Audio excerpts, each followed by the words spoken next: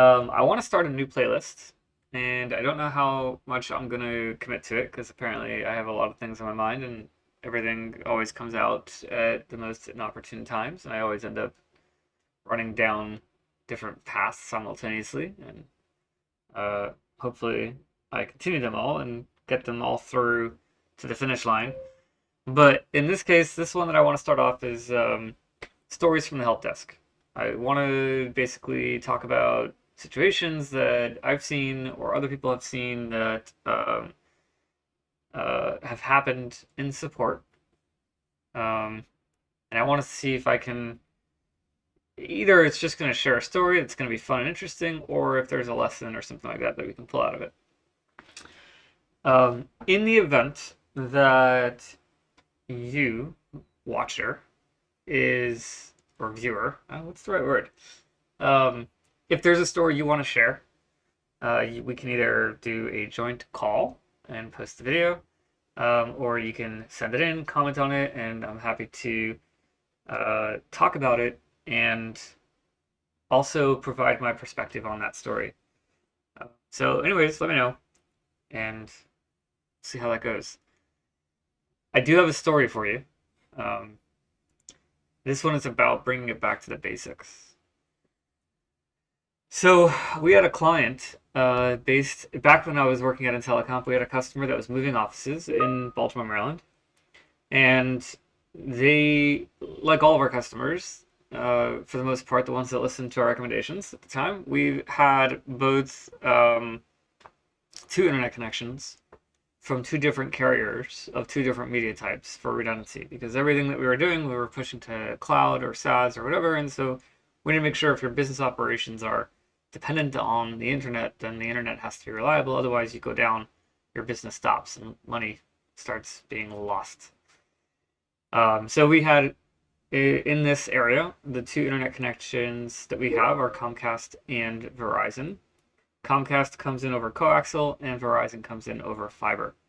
That's not a hard and fast rule. There are some other mediums that they both use, but that is pretty much the standard basic business plans that we've put together. Comcast's affordable business for coaxial. They do have enterprise fiber, but yeah, usually we go with coaxial there. It's a more affordable plan. And we go with Verizon Fios for their fiber 1 gig connection. So this client was moving offices, and we get their account set up. I'm not involved with the project at this point in time. When this was going on, I had already been moved to different responsibilities in the organization, and so I was mostly tangentially on help desk and service when there was an escalation, or I would dip into projects in the event there was something that needed an escalation that the project team couldn't handle. And this story is one of those situations, so you'll get an idea of what I'm talking about.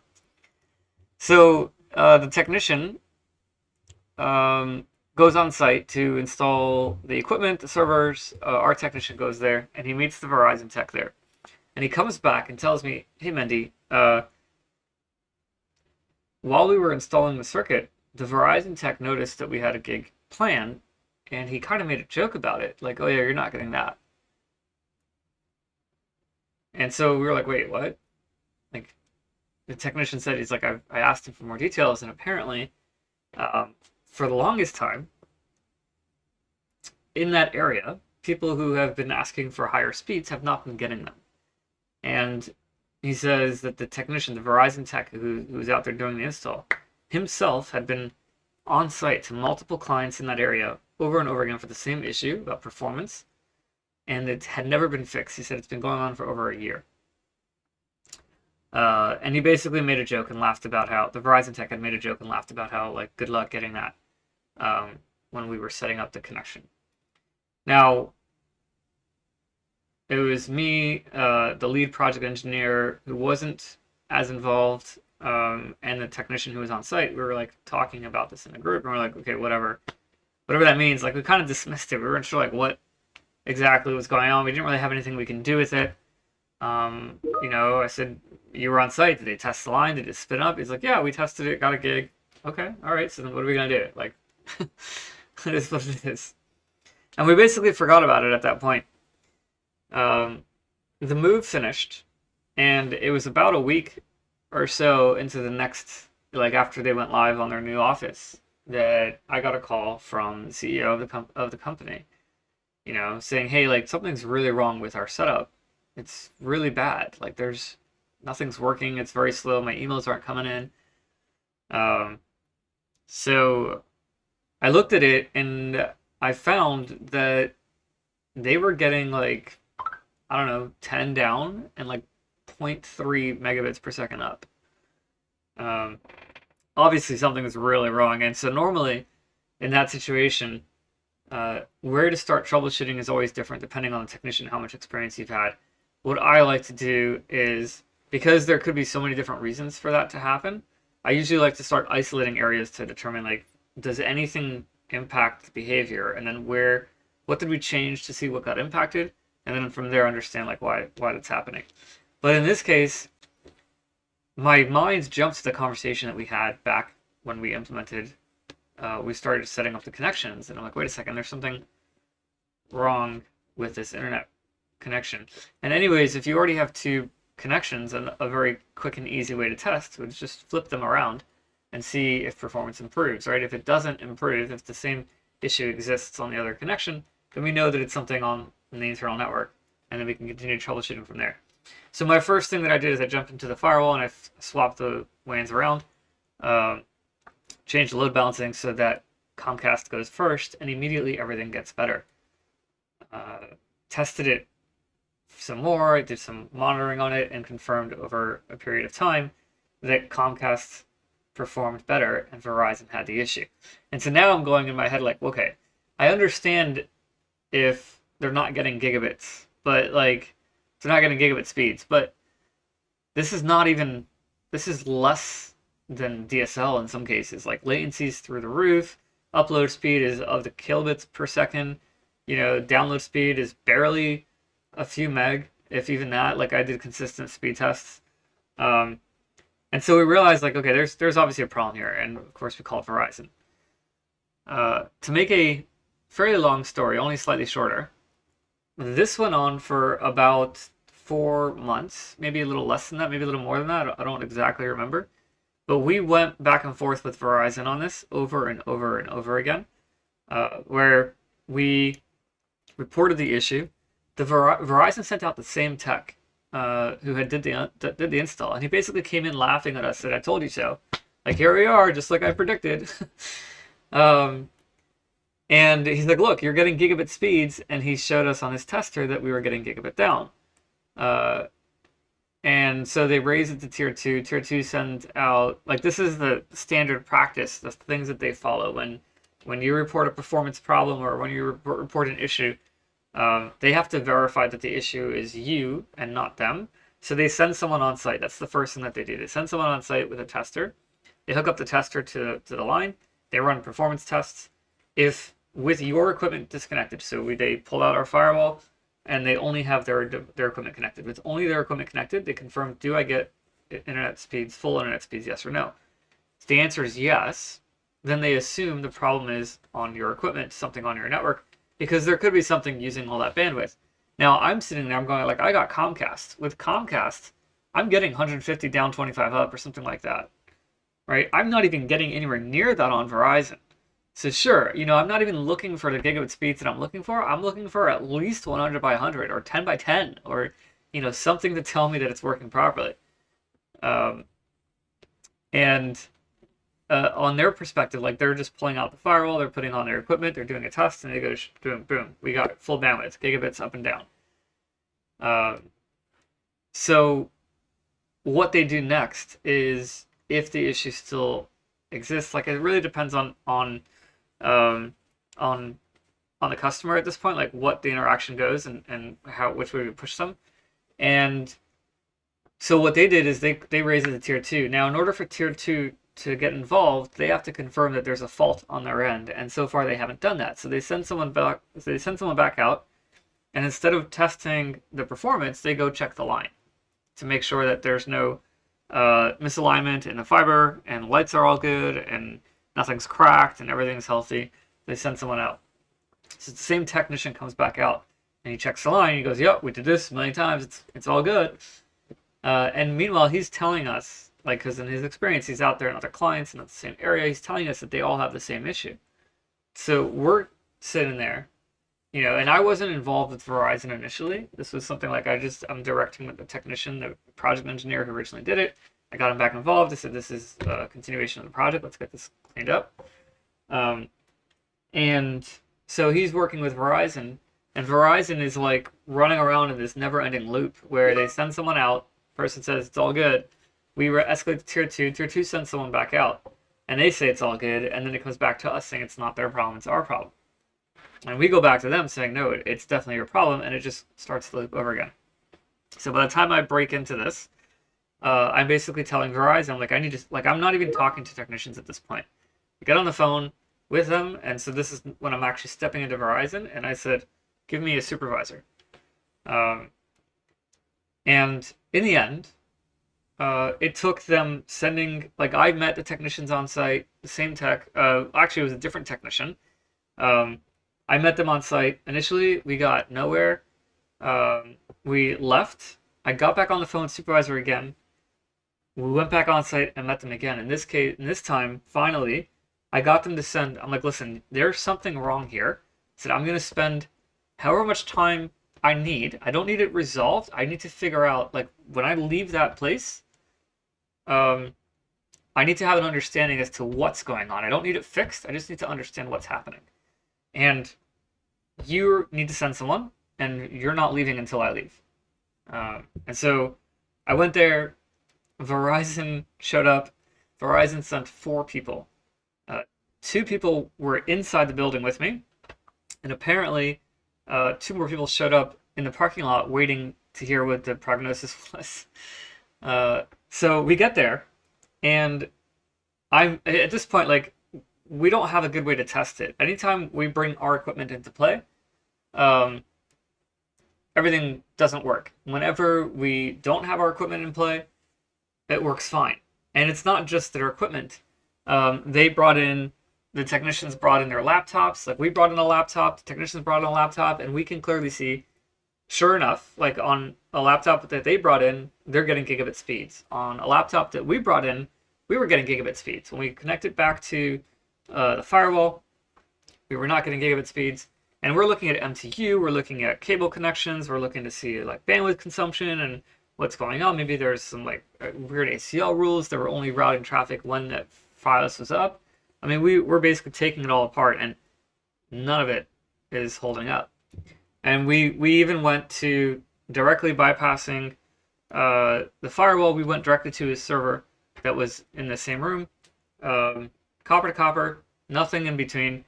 And we just did a speed test there, and we confirmed that it was not getting gigabit speeds. It was actually below, like, the same issues were existing there too. So at this point, we got Verizon there, and we've realized that when I'm on site, finally, with them, and they're showing me their tests, when they connect to the system, they're connecting to wireless, directly to the box or something like that. So they're setting up like a hotspot, and then they're testing it or whatever. And when they're testing with copper, with the connector, with copper, they have, like, this tool that they're using to do the bandwidth test.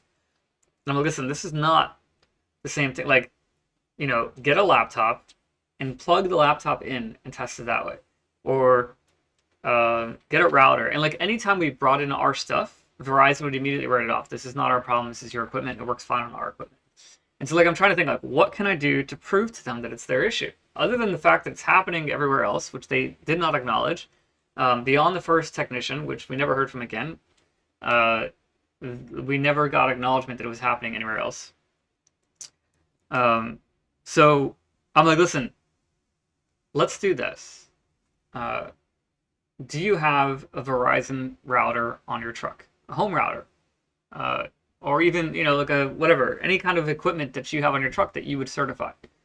And he goes, yeah, I mean, like, you don't, like, you're a business, fiber, like, we do have a home router I can go grab. I'm like, okay, go grab it, hook it up, and let's test through the router whether or not the speeds are there, like whether or not we're getting full gigabit speeds or not. And they went back and forth because they're like, well, it's not traditional. Like this seems, weird. I don't know. It's not normal. We don't really have to do this. I'm like, listen, you got two options here. We're either canceling the service because it's useless to us. We're not getting what we need out of it. Or we go and figure out like where this issue is coming from. And I know that it's happening to other people in the area. Like it was a fact, even though they had yet to acknowledge it. So they're like, hold on, let's go talk to my supervisor. And this is how I found out they had two other people in the parking lot, because they went out and come back in, and now they had 4 people, not 2 people with them. Anyways, they brought in a Verizon home router and hooked it up, and sure enough, the issue continued to happen on the Verizon home router. And so like the guy asks me, and like during this period, I'm calling in network engineers, I'm calling on friends who specialize in this area. I'm like, listen, what is going on? Like, what's happening? How could this even be possible? Like coming up with some sort of, maybe I was crazy, maybe it really is on our side. And we're not really getting anywhere. There's no real answers because we don't really know enough yet. And Verizon has to do the digging on their end, and they're really not helping in that area.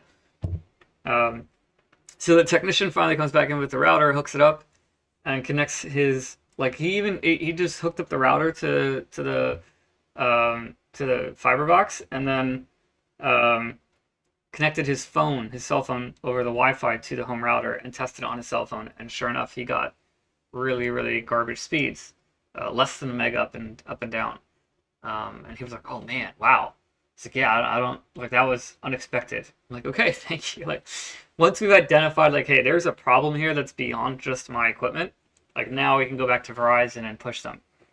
And so the technician asked me, he's like, how is this even possible? He's like, you clearly know more than me about networking.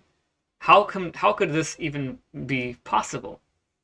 And I'm like, listen, I don't necessarily know more than you about networking. I may know more about configuration on certain things.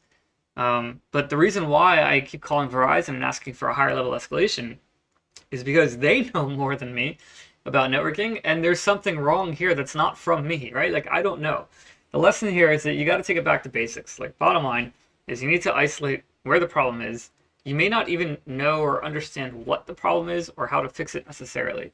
But even without that, you can still understand the steps you can take to isolate where and around the problem that it's happening, almost like a triangulation of sorts, to identify the affected area, and then from there determine who's responsible and push it up. Even if it is your responsibility, even if it is your equipment or your system, once you have a narrowed vision or area of what to look at, you now have a more specific thing that you can focus on.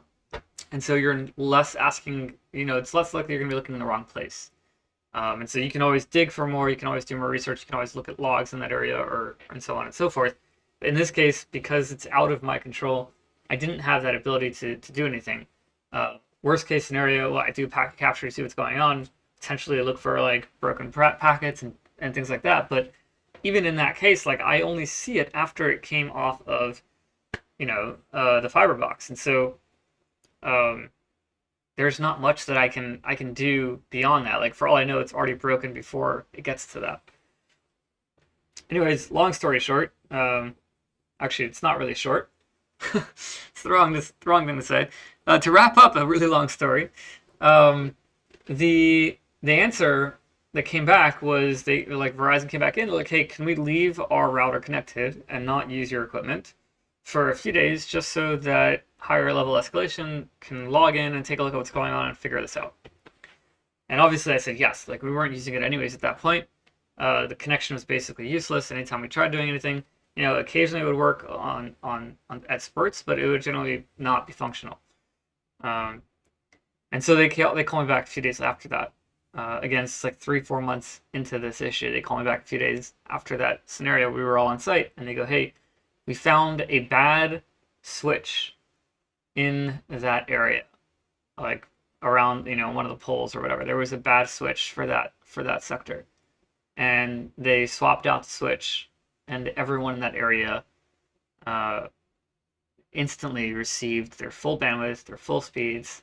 An issue that had been going on for more than a year, plus 3-4 months since we started looking into it, we fixed because we didn't give up, and because we brought it back to basics. And so the lesson here is that, you know, computers and technology is pretty simple.